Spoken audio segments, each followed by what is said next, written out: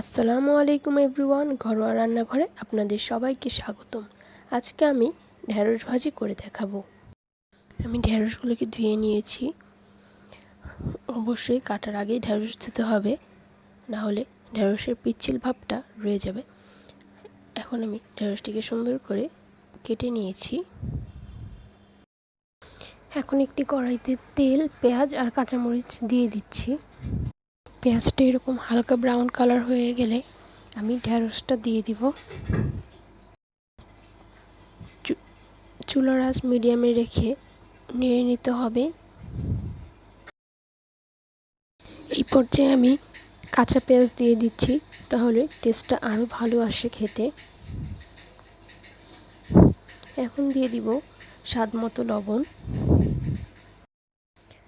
আমার এই ভিডিওটি যদি আপনাদের ভালো লেগে থাকে তাহলে অবশ্যই লাইক, কমেন্ট অ্যান্ড শেয়ার করবেন।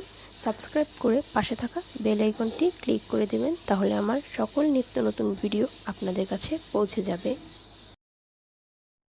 ভালো করে নেড়েচেড়ে লবণগুলো মিশিয়ে নিয়ে এখন দিয়ে দিচ্ছি সামান্য একটু হলুদের গুঁড়ো। আমার ভাজিটা হয়ে গেছে। এখন আমি এটা অন্য একটি পাত্রে ঢেলে নেব। আর আমার সম্পূর্ণ ভিডিওটা দেখার জন্য আপনাদের সকলকে ধন্যবাদ।